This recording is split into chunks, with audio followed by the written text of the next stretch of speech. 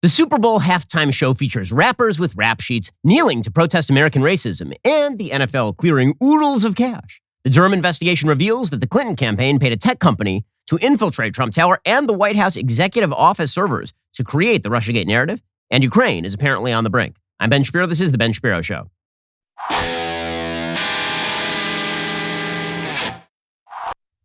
Today's show is sponsored by ExpressVPN. Do you like your web history being seen and sold to advertisers? No? Me neither. Get ExpressVPN right now at expressvpn.com/Ben. Speaking of which, why in the world would you not protect your internet activity? It's like going to the coffee shop and then leaving your laptop open while you run to the bathroom, like without your password to protect it.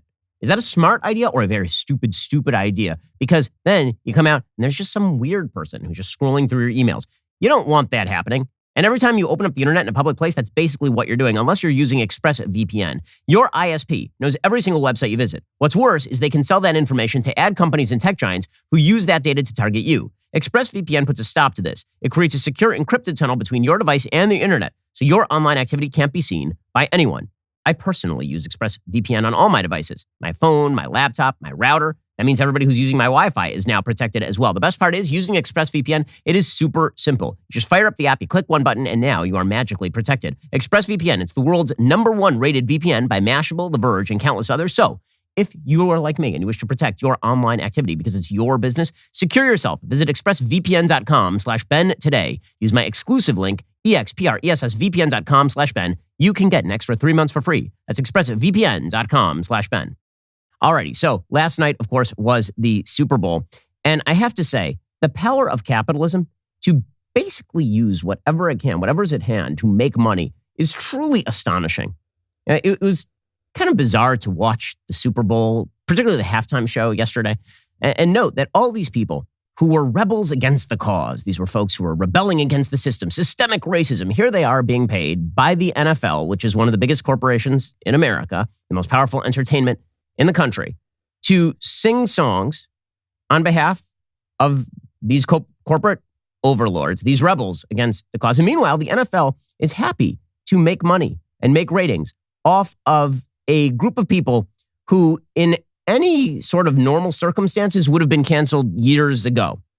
There are a lot of criminal convictions on that particular stage. There are a lot of lyrical violations of sort of social norms on that stage. I'm not talking about right-wing social norms. I'm not talking about Tipper Gore saying that we ought to have warnings on lyrics. I'm talking about left-wing social norms.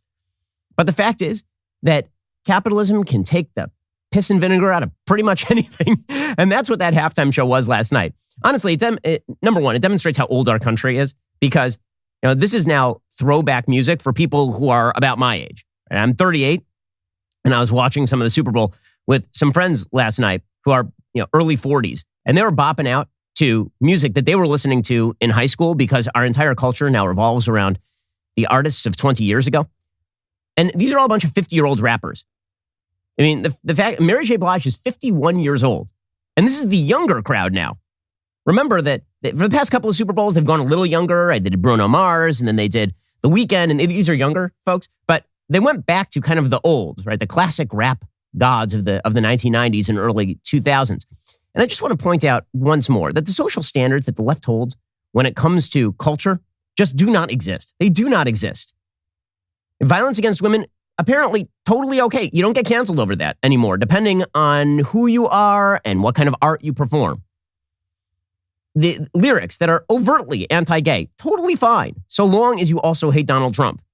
So long as you are seen as a weapon against the system, the left is willing to take you back in. And hilariously, corporations are willing to use you as their spokespeople, and you're willing to take their money.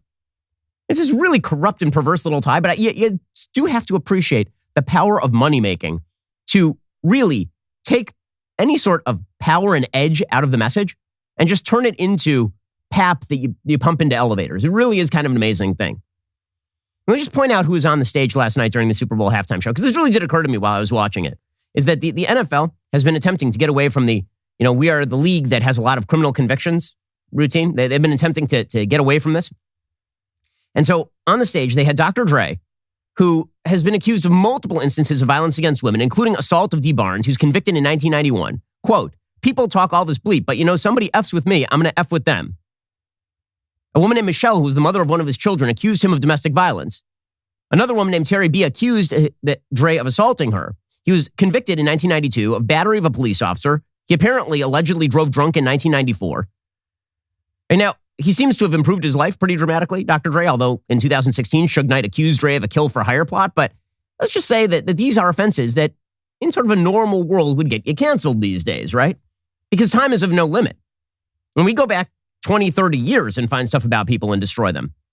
But Dr. Dre was leading this off as a great hero of the Republic. And then he had Snoop Dogg, who, of course, has been arrested for everything from cocaine possession to first and second degree murder. He was acquitted on those charges, but arrested for them, to drug and firearm possession, to implication in a rape case.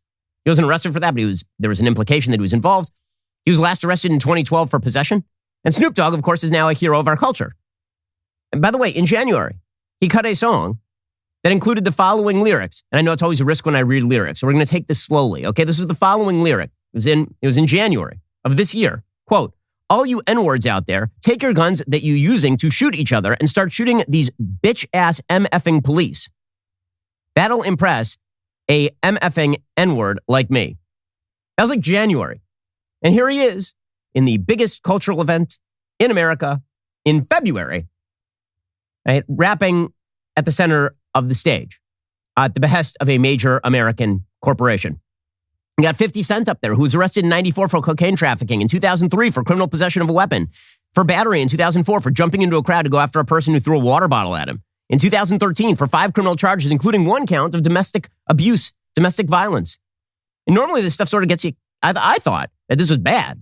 I thought that even according to the left, I thought this stuff was bad. No, not so much.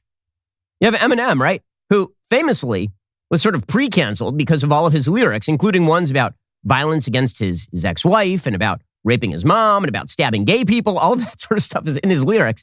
But then he said that he didn't like Trump, and that of course, fixes everything. And of course, he was arrested twice in 2000 on gun charges. So you have to admire the power of the American capitalist system to ingest all of this radical stuff and then just vomit it back out as commercial selling stuff, as the product that normal Americans will consume. It really is an amazing, amazing thing. I thought the best example of this last night was Eminem. So Eminem, he kneels for a full minute in the middle of this halftime show. And he just kneels and puts his hand on his head for a full minute, right, to demonstrate that he is in touch with the Black Lives Matter movement and with the needs of Black people. And it's so funny how the media pretend that this is somehow controversial now. It's so funny. So Eminem does this. And Deadline runs an entire piece, Deadline Hollywood. They run this entire piece. The NFL must have been shocked at this, shocked. And then the NFL came out with a statement. And their statement was, oh no, he did this during rehearsal. We knew like the whole time that he was going to do this. So just to understand what the NFL did here. In 2016, Colin Kaepernick, a backup quarterback for the San Francisco 49ers who'd been benched for the immortal Blaine Gabbert because he sucks, he knelt for the national anthem on the basis, by the way, of a police shooting that apparently was justified. And this is after he wore socks that compared police to pigs and all of this. And this created a massive national controversy, right? The NFL got engulfed in it. Now, fast forward 6 years, and Eminem is kneeling for a full minute on the stage to the NFL's approval. The NFL is making money off the kneeling now. That's the power of capitalism, guys. It's so funny. The left thinks that they own the culture, and to a certain extent they do, because when corporations ingest leftism and then spew it back out in a sort of sanitized form, people still ingest the leftism in a sanitized form. But there is something very, very humorous about the NFL, which was targeted with these protests, now taking the protests, spinning them around, and making cash off of them. There's something really highly hilarious about that. I mean, and this is the message, by the way, from, I would say, the mainstream political left. The mainstream political left will take radical messaging, they will ingest it, they will sanitize it, and then they will spew it back out there for money. Which is why you saw in the end zone, and the NFL has been doing this for the last year, really since the Black Lives Matter stuff cropped up over George Floyd's, almost 2 years. They started putting at the end zone the words end racism on one side, and it takes all of us on the other, which of course ends racism.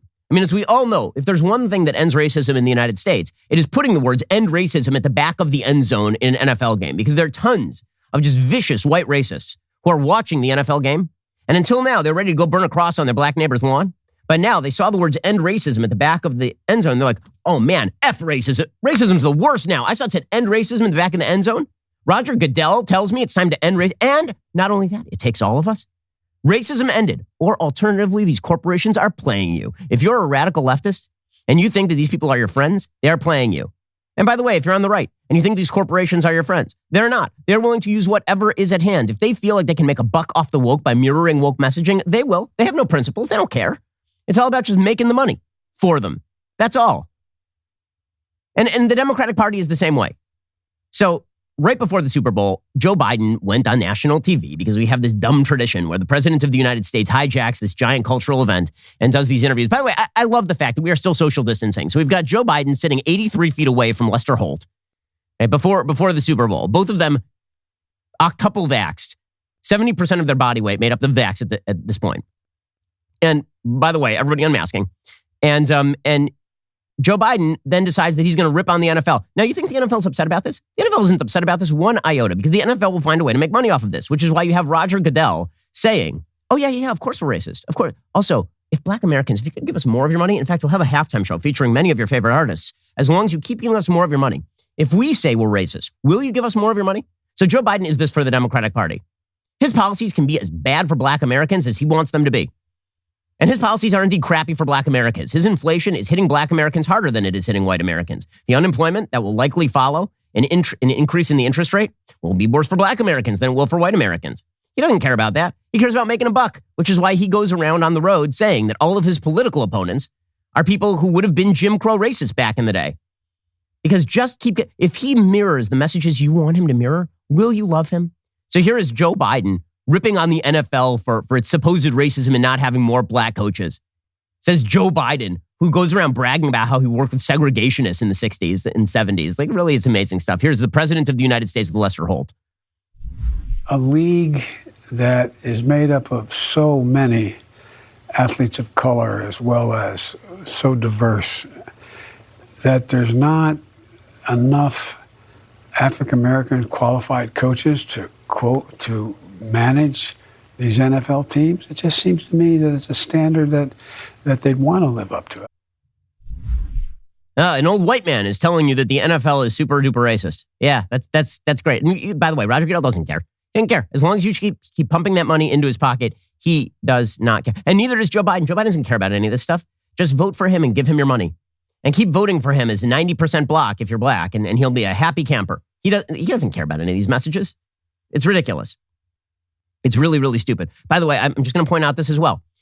Remember, Donald Trump was very, very bad. He was very bad. He commented on Colin Kaepernick. He said he shouldn't kneel for the national anthem, and that made him terrible. Why would he even comment on cultural events like this? Why would he get involved in the culture wars, Donald Trump? Democrats have been there for 50 years in the middle of the culture wars. There's Joe Biden commenting on the NFL. No one seems to care. It's fine. After all, he's a Democrat. He's allowed to say whatever he wants about the NFL. He's allowed to criticize the NFL. He's allowed to criticize NFL players or NFL coaches. He can do whatever he wants because he's saying the things that the left wants him to say. And they know this. They know this. Meanwhile, final note on the Super Bowl. So they still have a mask mandate for children in California. Every kid in LA County is going to go to school today with a mask on. Here is a compendium of some of these celebrities at the Super Bowl not wearing masks. By the way, no one was wearing a mask yesterday at the Super Bowl. And the LA County put out a big list, a big ad, like you should all put on masks. Well, there's Jay-Z not wearing a mask. There's Matt Damon not wearing a mask. You see, can you spot a single person in any of the? There's Charlize Theron. Anyone wearing a mask? Anyone surrounding these people wearing a mask? Anything? There's LeBron. Is he wearing a mask? No, of course he's not wearing a mask. There's J-Lo and Ben Affleck, the awkwardest celebrity couple of all time. There they are. There's Emmett Smith. Anybody? Not a mask anywhere in sight. Nowhere. There are no masks because they are the special people. They are so special. The science changed magically right before the Super Bowl. Not for the kids, of course. The kids are going to go to school today, and they're going to be masked up in LA County. But at least Jay-Z did not have to wear a mask. And that's really the important thing, I think.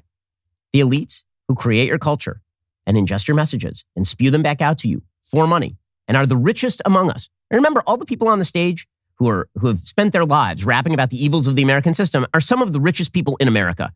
Eminem is worth $230 million by last estimate. Dr. Dre is worth way the hell more than that. He's a billionaire, Dr. Dre. Rapping about the terrors and horrors of evil, racist America. And it's all about the Benjamins, you might say. That's what you might say. We'll get into an unbelievable story about the special investigation by John Durham in just 1 second. He's now revealing new details about the Clinton campaign, 2016, 2017. It really is astonishing stuff.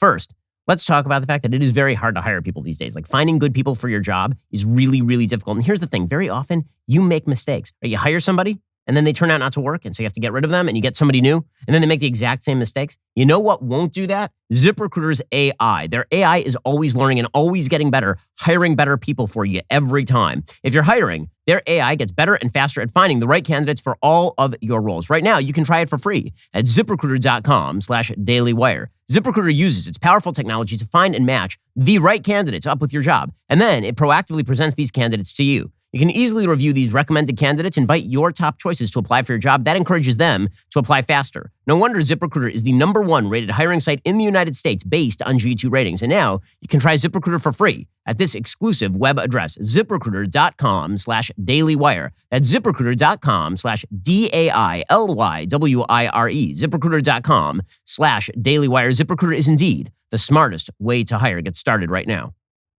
Meanwhile, an incredible story emerging from the investigation of special counsel John Durham, who's been working on this case, this investigation into the origins of the Russiagate scandal for quite a while. And people are saying, why is he moving so slow? Because legal processes move slowly. If you've ever been involved in a lawsuit, they can take you 2, 3, 4 years to work it out. According to the Washington Examiner, special counsel John Durham says he is building a case to show the technology executive with whom an indicted Democratic lawyer on the payroll of Hillary Clinton's campaign was working to build a Trump-Russia collusion narrative gained access to internet traffic at the White House to try and obtain dirt on former President Donald Trump. Left-wing lawyer Michael Sussman was indicted last year for allegedly concealing his clients, among them Hillary Clinton's 2016 presidential campaign, from the FBI, when he volunteered since debunked claims of a secret back channel between the Trump Organization and Russia's Alpha Bank. So there was a left-wing lawyer named Michael Sussman, and he went to the FBI and he said, there's a back channel between Trump and Russia, and they're having all sorts of corrupt secret meetings and communiques and all of this. And he hid from the FBI that he was working for Hillary Clinton at the time. Durham revealed in a Friday court filing he has evidence that Sussman's other client, dubbed Technology Executive One, but known to be former New Star Senior Vice President Rodney Joffe, exploited domain name system internet traffic at a particular healthcare provider, likely Spectrum Health, Trump Tower, Trump's Central Park West apartment building, and the executive office of the President of the United States. So they continued doing this after Trump was elected president.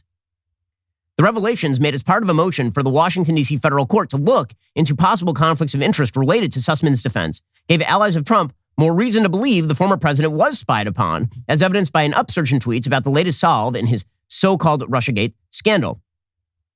They didn't just spy on Donald Trump's campaign. They spied on Donald Trump as sitting president of the United States. It was worse than we thought, tweeted Mark Meadows, the Trump White House chief of staff. Kash Patel, intelligence and defense official in the Trump administration, chief Russiagate investigator under then House Intelligence Committee Chairman Devin Nunes, said the filing shows that the Hillary Clinton campaign directly funded and ordered its lawyers at Perkins Coie to orchestrate a criminal enterprise to fabricate a connection between President Trump and Russia. Durham says that Internet Company One accessed dedicated servers for the executive office of the president as part of a sensitive arrangement whereby it provided DNS resolution services to the EOP, and that Joffe and his associates exploited this arrangement by mining the EOP's DNS traffic and other data for the purpose of gathering derogatory information about Trump. So apparently there was a company that simultaneously was working with Sussman and also working with the EOP, the Executive Office of the President, and was using that arrangement to funnel information from the EOP about the traffic, about their DNS traffic, to Hillary Clinton's team and lawyers.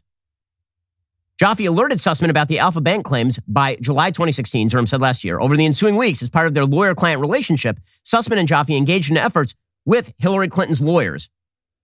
Durham said Friday Sussman, quote, provided an updated set of allegations, including the Russia Bank One data and additional allegations relating to Trump, to another U.S. government agency, which is reportedly the CIA.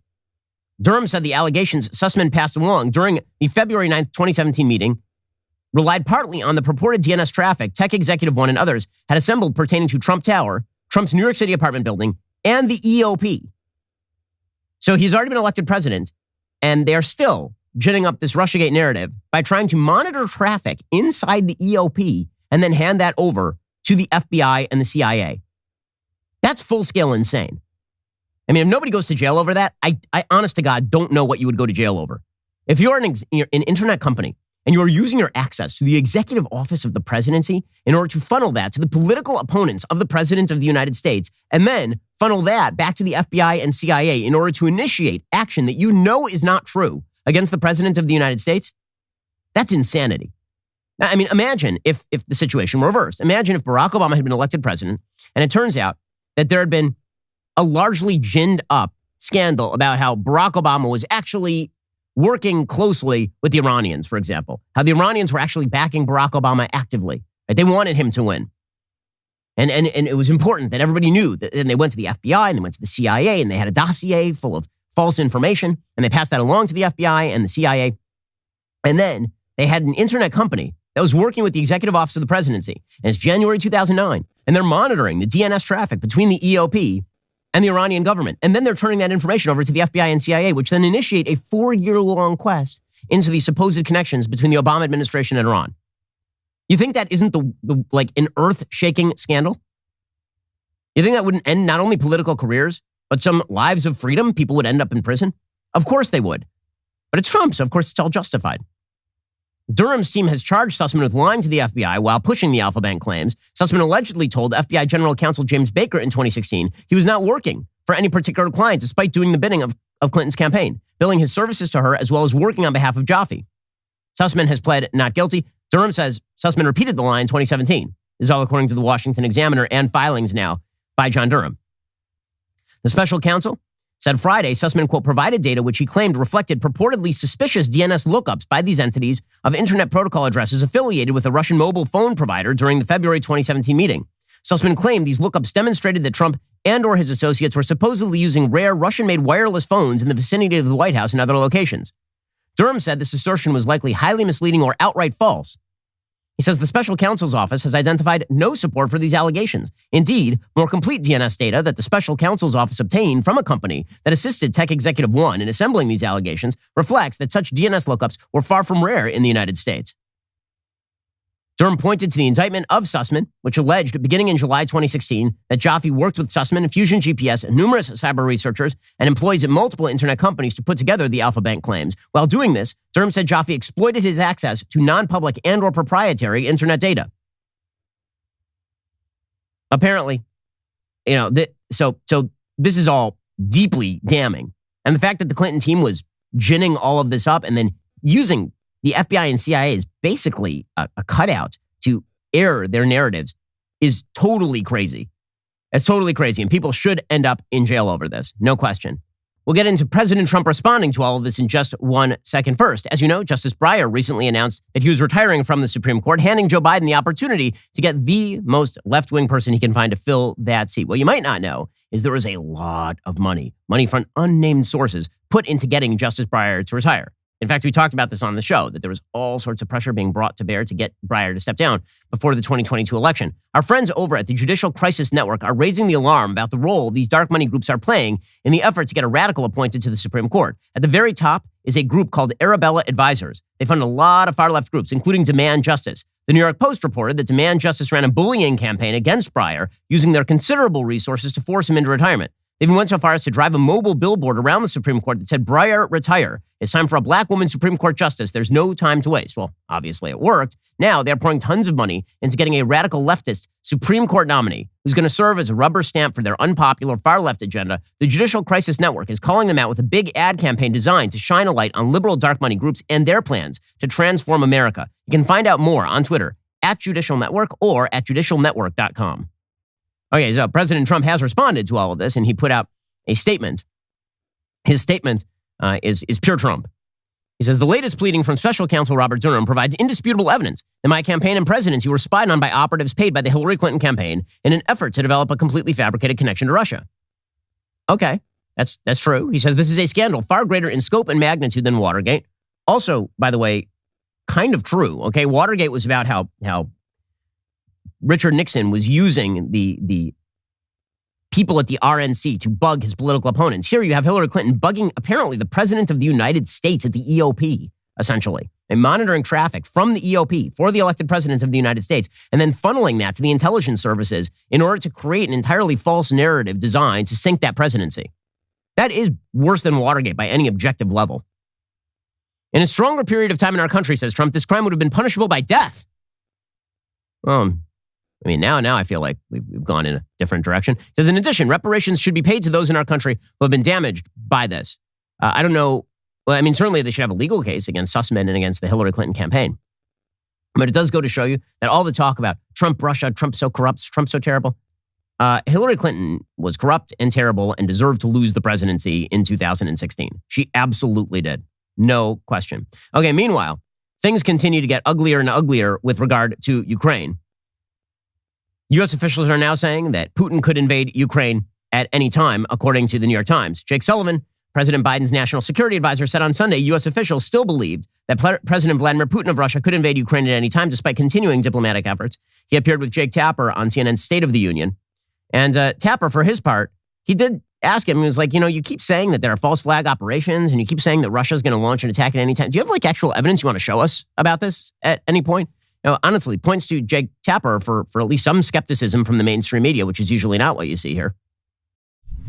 You've been warning about the Russians using a false flag operation to justify invading Ukraine. That's a strong claim to make without presenting a shred of evidence. Is there anything more you can tell the public, a public that might be justifiably rather skeptical of claims about intelligence?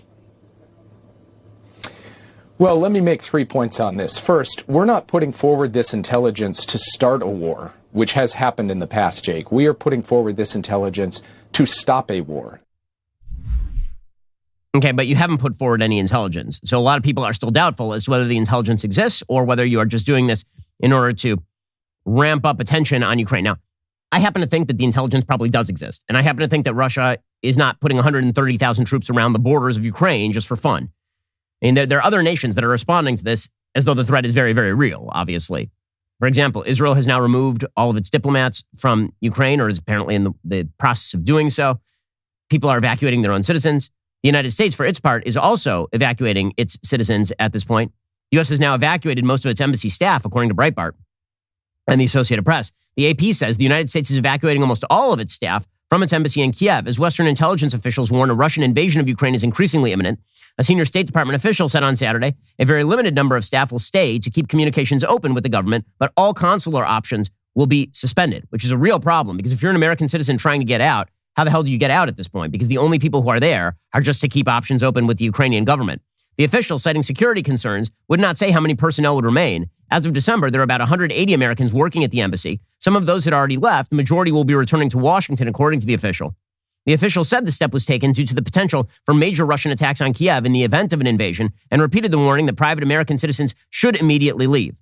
So again, I'm not one of the folks who tends to think that this is a wag the dog scenario in which Joe Biden is attempting to ratchet up tensions with Russia in order to claim victory at the end. I don't think Biden can control himself. I don't think he has that much control over world affairs. And I don't see what the win is for Vladimir Putin in doing that.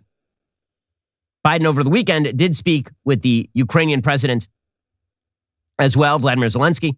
And apparently on Sunday told Ukraine's leader the U.S. and its allies would respond rapidly to any further Russian aggression against his country. Meanwhile, Russia was deploying some of its most powerful weapons and best-trained battalions around Ukraine. The prospect of imminent war loomed in Europe, according to the Wall Street Journal. Ukrainian President Vladimir Zelensky told Biden that American support would allow Ukraine to prevent panic among its population, according to a statement from his office. He also asked for concrete guarantees of Ukraine's security, saying European security is impossible without the security of Ukraine. He said, "We're not yet a member of NATO, so that means that only a strong Ukrainian army ensures the security of our state." The United States has been shipping weaponry to Ukraine. If, however, the Russians decide to go in full force, they would crush the Ukrainian military. It could turn into a guerrilla war, but that'd be best case scenario for the Ukrainian military at this point. Sullivan reiterated calls for any Americans in Ukraine to move out by air, rail, or road as rapidly as possible. Seeking to dispel any notion there would be U.S. military action to extract anyone in the case of Russian action, Sullivan said there was a big difference between the U.S. deployment of thousands of soldiers to Afghanistan and its current effort to prevent a war in Ukraine. So if you thought that abandonment of Americans in Afghanistan was bad, wait until the Russians invade Ukraine and nobody can get out, is basically what he is saying. Also, flights over Ukraine are now being suspended en masse because everyone is afraid that the Russians are going to invade Ukrainian airspace at this point. Again, it turns out that there are far-reaching consequences to the United States pulling out of Afghanistan and putting its neck out there for the world to see. When the United States demonstrates that it is a paper tiger, the rest of the world takes notice, and that is what I promise you. If the United States had not pulled out of Ukraine precipitously, the chances that Russia was now on the scale on the verge of a full-scale invasion of Ukraine would be a lot lower. Same thing with China and Taiwan. According to the Wall Street Journal, Ukrainian officials say that Russia is now stepping up a destabilization campaign involving cyber attacks, economic disruption, and hundreds of fake bomb threats. Russian forces and their proxies already control portions of Ukraine and frequently skirmish with government forces. The aim of Moscow's intensifying hybrid campaign, according to Ukrainian officials, is to weaken their country and sow panic, potentially provoking discontent and protests of the kind Russia fomented in eastern Ukraine in 2014 to justify its interventions there. U.S. and UK officials said last month they uncovered coup plots intended to install a puppet pro-Russian government. Alexei Danilov is the top national security advisor to Ukraine. He said the number one task for Russia is to undermine us from inside. So the Ukrainian government is simultaneously trying to keep people from panicking and also basically saying that everybody should kind of be panicking right now because the Russians are just getting deeper and deeper into this. Meanwhile, the German leaders are warning of serious threats to peace. This is why, again, there are a lot of people on the right who are very skeptical that anything serious is happening. All of Europe is basically saying something serious is happening here. So I really don't think that this is just manufactured. I don't think it's a manufactured distraction. I think that the possibility of Russia invading Ukraine is quite real. And again, America allowing Russia to full-scale invade Ukraine and take it over heightens the chances that China goes after Taiwan pretty dramatically. Historian Neil Ferguson has been suggesting that China is going to go after Taiwan in the next couple of years, pretty much guaranteed, just because Joe Biden is president and is that weak. And that's particularly true given the fact that Joe Biden continues to pretend that everything he did in Afghanistan was right. Jake Tapper, who again did a good job over the weekend on CNN, credit where credit is due, Jake was slamming Biden over his rejection of a new Army report that talks about all the flaws in the Afghanistan withdrawal plan. It's difficult to overstate how insulting Biden's sweeping rejection is to so many service members and veterans. I don't doubt President Biden cares, but I do not understand why he would not manifest that care into taking this investigation more seriously, absorbing the tragic details, contemplating the obvious failures of his administration, failures that cost lives. Isn't that how you demonstrate how much you care? Otherwise, isn't it just words? I mean, the answer is, of course, it's just words. But for the Biden administration, it's always been just words. And here's the thing, our enemies know it. And that's the part that actually matters. And meanwhile, the bridge between the United States and Canada has now been reopened, the Ambassador Bridge. The police say that it's going to need to be plowed before it could totally reopen. But they arrested a few truckers who had remained on the bridge. They sort of saw it coming, a lot of the truckers. And so they have instead retrenched in Ottawa, where they continue to snarl the traffic in Ottawa in an attempt to get Justin Trudeau, who is definitely not Fidel Castro's son. Stop that right now. Not Fidel Castro's son. Not Fidel Castro's son continues to maintain that the truckers need to be vaccinated, despite the fact that a huge percentage of Canada's population is vaxxed already. If you take a look at the actual statistics right now, the population share of vaccination in Canada, 84% of the Canadian population has received at least one dose. 79% has received the full vaccination. And about 40% has received the vaccination with additional booster. So that is a largely vaccinated country. And the fact that Justin Trudeau keeps shutting things down is sort of insane. He should just declare victory and then be done. But that's not going to happen. According to the New York Times over the weekend, the Canadian authorities appeared to be making inroads Sunday to end the large-scale protests that have roiled the nation for weeks, arresting demonstrators who had blocked a critical border bridge to Detroit, suggesting they had negotiated a deal with the truckers. By Sunday night, the police in Windsor said they had arrested several people and towed a pair of pickup trucks that had been parked in an intersection leading to the Ambassador Bridge. The bridge reopened late on Sunday just before midnight. The protest at the bridge was only one of several that has unsettled the country. In the capital, a pair of letters released by Jim Watson, the mayor of Ottawa, and Tamara Litch, a protest organizer, suggested the truckers had agreed to a deal in which the truckers would move their vehicles from residential neighborhoods. Instead, they're going to continue parking in the center of Ottawa near Parliament, snarling traffic, disrupting businesses. The truckers here in Ottawa have always been about peaceful protests, said the protest organizer. Many of the citizens and businesses in Ottawa have been cheering us on, but we are also disturbing others. That was never our intent. So Ottawa remains a scene of paralysis, and that's going to last presumably as long as Justin Trudeau continues to try and cram all of this down. This is peaceful protest, by the way. And what you're watching in Ottawa have there been widespread reports of violence at this point in Ottawa? Now, listen, I don't like people blocking traffic.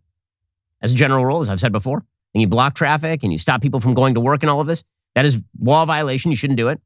With that said, peaceful protest is peaceful protest, and it seems like most of what is happening in Ottawa is in fact peaceful protest, and what they are protesting for is absolutely correct.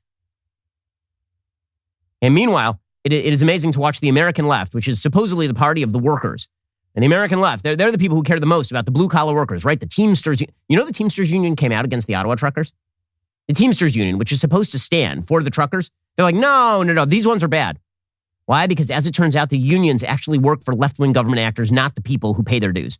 The people who pay their dues are just a means and methodology for people at the top of these unions to get rich. And they can't get rich unless they've got the politicians in their pocket. So the Teamsters Union in Canada has already come out in favor of the government, not in favor of its own truckers, which is insane. Meanwhile, Al Franken, who for some reason is still considered a relevant voice in American politics despite being ousted years ago, he was on MSNBC, a repository of all stupidity. He was on Joy Reid's idiotic show, suggesting it's terrible for Republicans to support the Canadian truckers.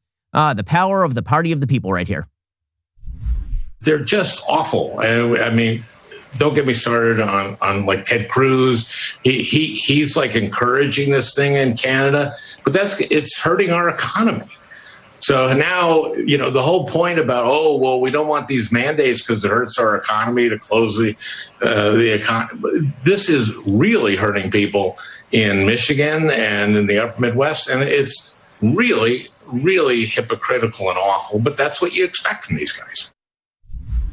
No, what you expect from them is hypocritical and awful. I love this. So the truckers are hurting the economy. The mass shutdowns that we have had of hundreds of thousands of businesses across the world because of idiotic vax mandates and mask mandates and business shutdown mandates and social distancing mandates, that hasn't hurt the economy or hurt people. These truckers are the ones who are the real danger. Where was Al Franken when they were shutting down all the small businesses? By the way, Joy Reid in that clip is wearing a shirt that says, "I'm vaccinated, but I still want you to stay away from me," because she's a crazy person. This, by the way, is the philosophy of the left. We'll get to more on that in just 1 second. First, we are weeks away from seeing the doors close on significant refinance opportunities. Do not be locked out. The Fed is already talking about raising rates. This is going to have an impact on mortgages. You might already be missing out on hundreds in monthly savings without even realizing it. So why not take advantage before it is too late?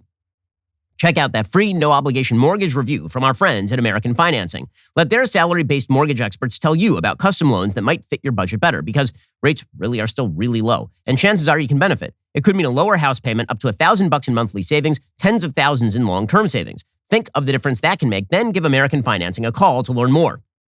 If you get the process started soon, you could skip 2 mortgage payments and you might close in as fast as 10 days. Just call 866-721-3300. That's 866-721-3300 or visit AmericanFinancing.net. NMLS 182334, NMLSConsumerAccess.org. Go check them out right now. Now is the best time to refi. Do not wait another few months because honestly, you could miss the opportunity. Instead, give them a call at 866-721-3300 or visit AmericanFinancing.net.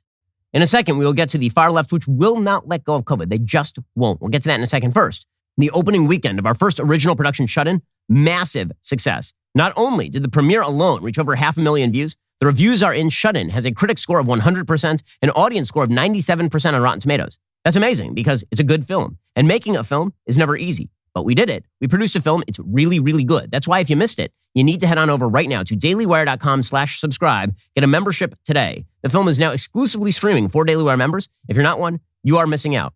This might be our first original production. It will not be our last. In fact, we have a bunch coming up. We released the new trailer for Hyperions, the anti-superhero movie starring Carrie Ewells. That comes out in a few weeks. And Terror on the Prairie. That's our new Western starring the amazing, uncancelable Gina Carano. That comes up this summer.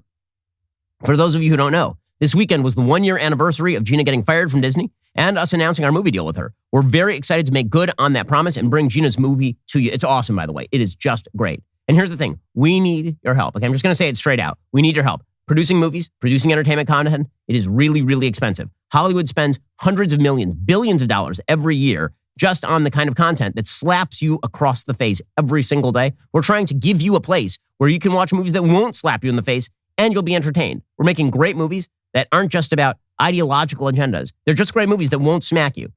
And we need your help in order to do that because they have the billions of dollars in corporate backing and we have you guys. So please head on over to dailywire.com/subscribe today so you can watch Shut-In, Hyperions, and Terror on the Prairie, Gina's new movie, out this summer.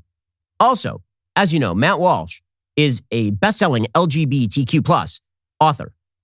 And that's because of his cultural masterpiece, Johnny the Walrus. It's why he was invited to Dr. Phil to discuss these important issues with experts who could not even tell him what a woman was. If you haven't seen it yet, I highly recommend you check it out. Even more importantly, if you haven't picked up a copy of his best-selling children's book, you should do so right now. It sold out in 48 hours when it was released. More copies are now on the way. Reserve Johnny the Walrus now on Amazon. You're listening to the largest, fastest-growing conservative podcast and radio show in the nation.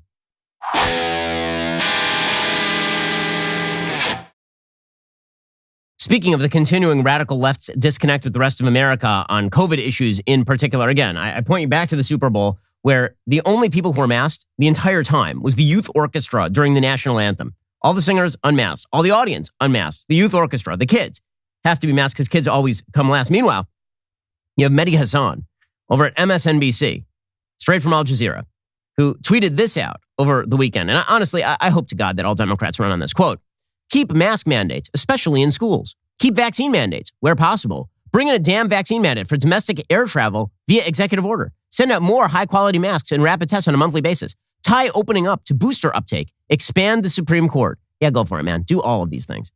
Democrats, do it. Do it. Seriously. And you know what? Many of them will. Many of them will. That's the part that's incredible. The media are still pushing this crap. Now, here is the thing. All of this is having an impact on Biden. So I think that this is all basically over by March. I think that you'll still have the kind of last gaspers, the Joy Reids and the Mehdi Hassan screaming about this in a couple of weeks. But I think Joe Biden has to know that his presidency is basically finished unless this crap stops immediately. There's brand new polling out from CNN conducted by SSRS over the weekend. And what it found is that right now, 51% of Democrats and Democrat-leaning voters want to see a different candidate from Joe Biden in 2024. Those numbers are unprecedented for a sitting president. Only 45% of Democrats want Joe Biden to run for re-election in 2024. A minority, 51% want to see somewhere else.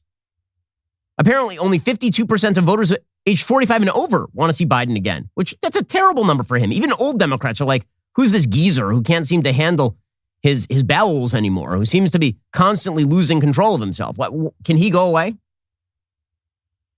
Apparently, there's still support for Biden among voters of color, 55% inside the Democratic Party. That's actually his best subgroup, which is probably why he's spending his days going on Lester Holt and talking about the racism of the NFL. As we mentioned before, Joe Biden and the NFL, basically the same. Bunch of old white people trying to make money off of black people by pandering to the most radical policies. That's what this is, without actually having to, carry anything forward in any serious way. In other interesting news, actually, the same poll shows that the Republicans are pretty much split. Same numbers about nominating Trump again. Only 50% want Trump nominated again. 49% want somebody different. Those numbers have slipped, particularly for Trump. And they're very different, by the way, with regard to past presidents. And in March 2018, Republicans were behind Trump 77%, behind his renomination. In 2010, 79% of Democrats wanted Obama renominated. So those numbers are really scary for Joe Biden. So he has to change tack, and he has to change tack really fast. You're starting to see this from Democrats, by the way, is this attempt to change tack, right? Nancy Pelosi, for example, she's attempting to disown the defund the police branch of her party, and she sort of has to, because if she doesn't, her party is just toast. Make no mistake, community safety is our responsibility. And I quote one of my colleagues from New York, Richie Torres, a brand new member of Congress, way on the left, saying that defund the police is dead. That causes a concern with a few in our caucus. But public safety is our responsibility. Yeah. So that's fun to watch, the Democrats running away from their own most radical proposals. I mean, they are on a knife's edge and they know it. All righty, we'll be back here later today with an additional hour of content. In the meantime, go check out The Michael Knowles Show. That's available right now. I'm Ben Shapiro. This is The Ben Shapiro Show.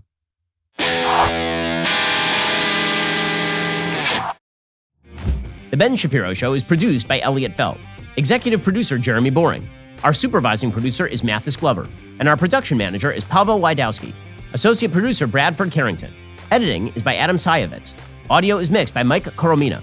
Hair and makeup is by Fabiola Cristina. Production assistant Jessica Crand. The Ben Shapiro Show is a Daily Wire production. Copyright Daily Wire 2022. A new DOJ report proves the Democrats' spying on Trump went a lot deeper than anyone thought. Joe Biden puts a leather daddy dog fetishist in charge of our nation's nuclear waste, and Facebook tries to sell the world on perpetual childhood during the Super Bowl. Check it out on The Michael Knowles Show.